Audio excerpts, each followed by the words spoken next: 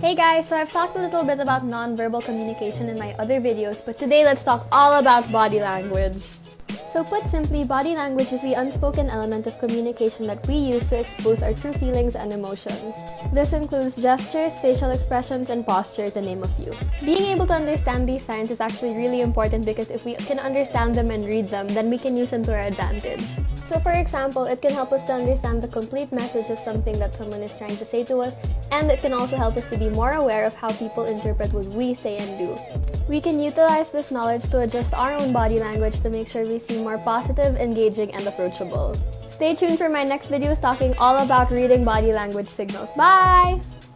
Hey guys, do you know what your body language communicates to other people? Here's part 1 for reading body language. First up is the eyes. They do say that's the window to the soul. If someone seems to be blinking very rapidly, it might mean that they're feeling a little distressed or maybe uncomfortable. On the other hand, if someone is blinking very infrequently, it might mean that they are intentionally trying to control their eye movements. So just for an example, a poker player that just got dealt a great hand might intentionally blink less in order to seem less excited about the cards he just got. Next up would be the mouth. Pursed lips might be an indicator of distaste, disapproval, or distrust. And if someone were to cover their mouth, this might mean that they're trying to hide an emotional reaction, whether that is a smile or a frown. See you in part 2!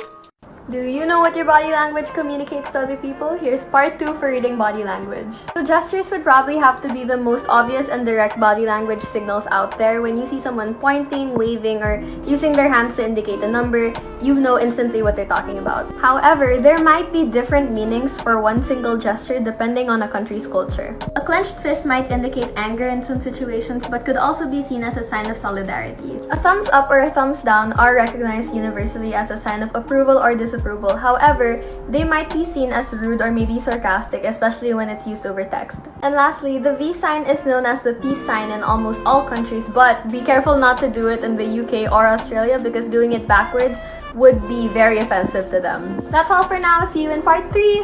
Sabi nga nila, diba, you don't gotta say too much, I can read your body language. Welcome to part 3 for reading body language. Let's talk about the body! If someone covers or conceals their neck, they might also be playing with a necklace. This might mean that they feel stressed, insecure, or anxious. But it could also mean they're lying or they're very uncomfortable with whatever they just said. When someone feels defensive or closed off, they might cross their arms subconsciously. Same with crossed legs actually. This might mean that they want some privacy. And lastly, someone standing with their legs apart and their hands on their hips might indicate that they are ready, in control, and confident. See you in part 4!